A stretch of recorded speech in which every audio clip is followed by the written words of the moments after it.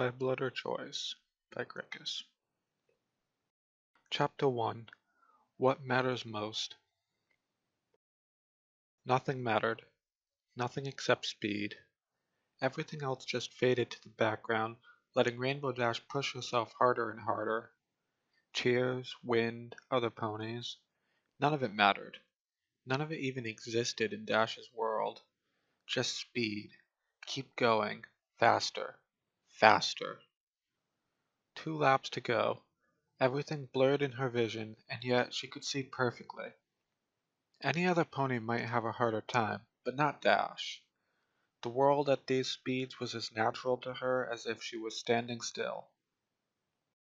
Her body practically moved on its own, always seeking out the best course for her to take. Even on autopilot, Dash could fly circles around the other racers. 1 lap to go. Were any of the others even in the race anymore? Dash didn't know. Not like it mattered. None of them had passed her, and that's all that mattered. That and speed. Dash wasn't racing the others, she was racing herself. The only one who could give her any real challenge. And then it was over. She skidded to a halt, kicking up bits of cloud as she did. Time? 5 minutes 28 seconds, Stallion said. Impressive. Impressive? Yeah, right. I can do better. Yes, you can. A light red hoof patted her shoulder, so she looked into the face of the stallion it was attached to. Galeforce had a black mane and mustache, both of which had flecks of gray in them. Don't sweat it, though. It's just practice, and it's a good time. Despite his words, Dash still bowed her head. I'll do better in the real race. Galeforce chuckled. You know, it's still the best time of the day. Doesn't matter. I can do better. I will do better.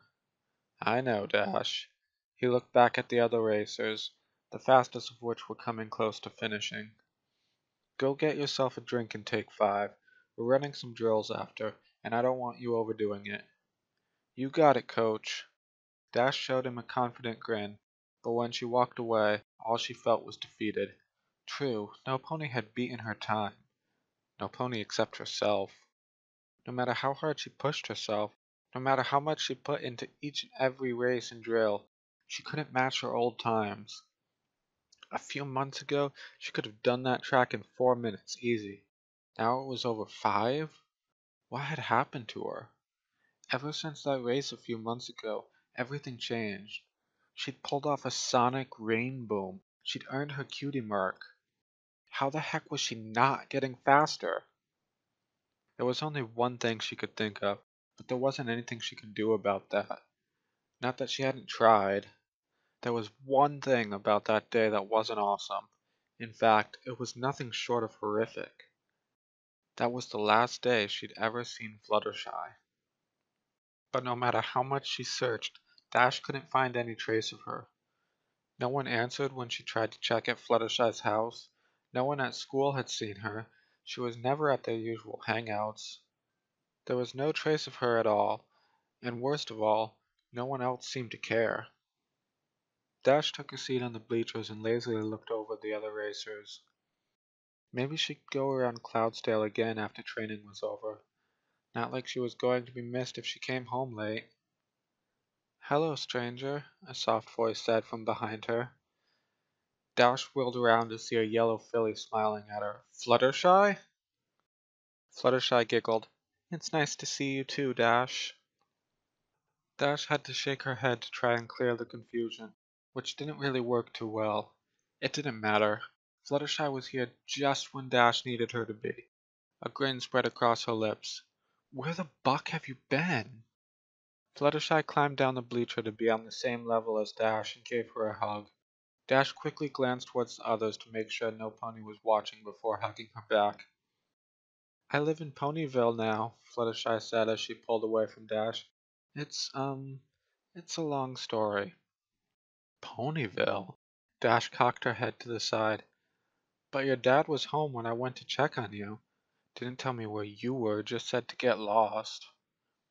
It seemed that now it was Fluttershy's turn to check for others. Can we go somewhere more private? I'll tell you, it's just...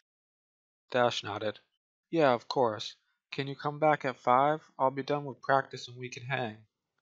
Oh, Fluttershy's eyes fell to the ground. I have to get back before then. I have a job now. Dash couldn't decide if it was cool Fluttershy was working or lame that it meant she couldn't hang out. She ran through her options quickly and decided that catching up with Fluttershy would help her racing more than practicing would at this point. Hold on, I'll see what I can do. She flew back to Galeforce, who was busy timing a colt. She waited patiently, knowing better than to interrupt him when he was getting someone's time. 5 minutes 42 seconds, Galeforce said as the colt came to a stop. Great job, Windfall. Thanks, coach. The dark green colt grinned as if he had come in first place. Windfall was consistently the runner-up for all of Dash's records, and he was cocky that he'd soon be passing her. To be fair, he was getting closer, but he still didn't have a hope in Tartarus of actually passing her. Galeforce noticed Dash. Ready for more? Actually, she scratched her neck and decided on her excuse.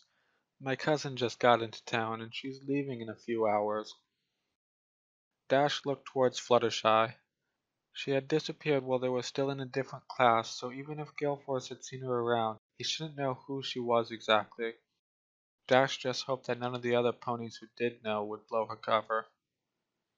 If you want to ditch practice, Galeforce frowned, but Dash knew he was just putting on a show. He liked to look serious, but he was really soft at heart. Of course, that just made Dash feel guilty that she might be doing something to let him down. I'll come by early tomorrow. By the time you get here, I'll have been running drills for an hour and be ready for more. Galeforce grinned. You bet your flank you will. Go ahead, but be careful. Windfall's catching up to you, and he's getting faster every day. Dash turned to the overconfident colt. Yeah, catching up to me in his dreams. I've got this. Nah, that top spot is mine, Windfall said as he caught his breath. And if you're gonna be here early tomorrow, you can bet I'll be here too. Galeforce chuckled. That's what I like to hear. Now go on. We'll see you tomorrow, Dash. Later. Dash turned tail and kicked off, making a show of kicking up a cloud in Windfall's direction as she went. She was still grinning when she landed next to Fluttershy. Let's go. I made time. Dash led them out of the chorus, and they made their way downtown. Along the way, she talked about the progress she was making in her flying, which Fluttershy seemed to enjoy. For her part, Dash was just glad to have her best friend back. The two of them did make for an odd pair, but they had been inseparable as fillies. It was a little hard to place why. They didn't exactly share a lot of interest with one another. Still, Dash always liked having Fluttershy around. Things changed a little when they became teenagers and Dash started to get a little more serious about her flying, but even so, they still met up regularly. At least right up until Fluttershy disappeared to Ponyville, was it? But that was over now, and Fluttershy was back. All that was left to do was catch up for the lost time. It only took a few minutes to get downtown. It would have gone by faster, but Fluttershy insisted on walking everywhere she went for some reason. Some things just never changed. There was no question about their final destination. As soon as they got downtown, they made a beeline for their favorite ice cream shop, and to Dash's surprise, Fluttershy paid for them both. I can't believe the old man actually let you get a job, Dash said as they took their seats. She had a hot fudge sundae, while Fluttershy had gotten herself a strawberry milkshake. But instead of drinking it, Fluttershy just stared at her milkshake. He didn't exactly let me. Dash took a bite of her sundae. What do you mean? Fluttershy looked around them before leaning closer. Can you keep a secret? Of course. Dash scooted closer as well. What's up? Fluttershy leaned across the table as much as she could while staying in her seat. Her voice was even quieter than usual when she spoke. I ran away from home. No way! Dash couldn't keep a grin from slowly creeping across her face. That's fucking awesome! Fluttershy blushed and leaned back again, finally starting to drink her milkshake. So I guess that's why I haven't been able to find you. You had me I was kind of wondering what happened. I'm sorry. No, don't be. Glad you're finally away from him. Fluttershy kept sipping on her milkshake, but her frown was still apparent. Dash took a bite of her sundae while she figured out how to backpedal the conversation. It wasn't hard, since she had so many questions about what Fluttershy had been up to. So when did all this happen, anyway? It was the day you raced against those colts that were picking on me. Seriously? Geez, that was a heck of a day then. Rainbow wanted to launch into her own story of what happened that day, but she held her tongue. Yeah, Fluttershy looked ashamed. Well, I fell. All the way to the ground. It was easy to see what the problem was. Even a weak flyer should be able to correct a fall before hitting solid ground. But it sounded like things worked in the end, so Dash decided not to press it. So you're living alone now? That got Fluttershy to smile again. Uh-huh. I found all these animals, and the mayor gave me a job looking after them. I have my own house, and he's nowhere around. About damn time. So much for keeping the conversation off him. Fluttershy's father, Stormy Skies, one of the worst ponies Rainbow had ever met, to say the least. But if Dash was going to have to work to keep the conversation away from him, she was okay with that. So what's it like living on the ground? Pretty weird, I bet. Oh no, it's nice. Fluttershy explained about the differences between the ground and Cloudsdale, and then used that to siege into an explanation of the different animals she worked with.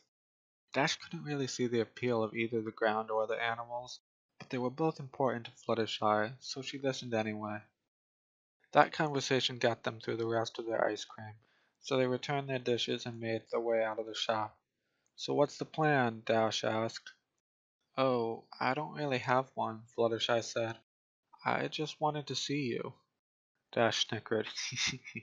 A little gay, but I guess it's okay since it's you. Fluttershy frowned. It's not gay to want to see my friend. Yeah, but the way you said it was. Fluttershy turned away from her. I should get back. I have to get up early to check on the animals. What? Come on, it's barely afternoon. You can stay for a little while, can't you? Fluttershy raised an eyebrow. Are you sure that wouldn't be too gay? Dash laughed. Alright, you got me. But seriously, I have this awesome new trick that no one else can do. You gotta let me show you. One thing Dash could always count on was that Fluttershy just couldn't stay mad at her. Although she clearly tried to fight it, a wary smile still found its way to her lips. Okay, but let's go somewhere we have more room. Dash agreed and led them to the town's outskirts, where they found a desolate field of clouds perfect for practicing in. She hadn't quite managed to actually do the sonic rainboom a second time, but now she had Fluttershy watching her. She would do it. She had to.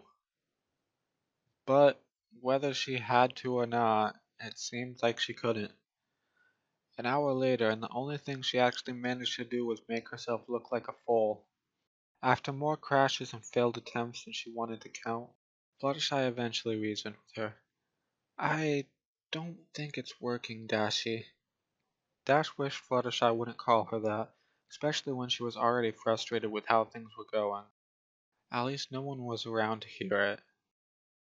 Dash flew down to talk to her. Sorry, practice must have really taken it out of me today. Fluttershy smiled encouragingly. It's okay, you can show me next time. Dash frowned. She knew what was coming. You gotta go, huh? Yeah. Fluttershy looked down towards the ground. But I'll come and visit soon, and maybe you can come see me sometime? Dash followed her gaze and wondered if that was the direction Ponyville was in. Yeah, for sure. But maybe after the race, though. I've got to keep working on my A game until then. Fluttershy nodded. Of course. I know you can do it, and I'll be there when you win. Well, there had never been any doubt. Dash still managed to feel more confident that she would do just that than she had in months. Thanks, Shy. I'll see you later. Dash lifted a hoof to wave to Fluttershy, who seemed to misunderstand as she took a step forward. After an awkward moment, she stepped back and waved as well. Right, bye. She took off, gliding downwards towards where she had been looking a few moments before. Dash watched her as she went, trying in vain to imagine what the ground must be like. Once she could no longer see Fluttershy, Dash left. She made her way to her house, with thoughts of Fluttershy and her new life occupying her the whole way. She thought about how cool it would be to live on the ground. Living on the ground didn't sound so great, but the rest would make up for that. No parents to tell her what to do, no worries, staying up as late as she wanted, eating whatever she wanted to. That must be the life. Maybe she'd see what it was like second hoof when she visited Fluttershy. She didn't know when that would be, but she was sure she'd get around to it sometime. Then she could see what the ground was all about at the same time she got to see how Fluttershy lived all on her own. As she approached her house, it became clear no pony was home. She could see from the yard that the lights were off. Still, she tried calling for her parents as she walked inside. Mom, Dad, I'm home. No answer. She turned on the lights as she moved through the house, going from the living room to the kitchen. She checked the fridge for a note. They were supposed to leave a note when they were working late. Unsurprisingly, there was no note. Her parents had been working late almost every night for months, and they rarely remembered to leave a note. Like most afternoons, there was hardly any sign that anyone besides Dash lived in the house. She sighed and opened the fridge, pulling out some ingredients for a sandwich. She was tired of making sandwiches and just as tired of eating them, but that wouldn't stop her from doing both anyway. She carried the plate to her room, which was already full of dirty dishes.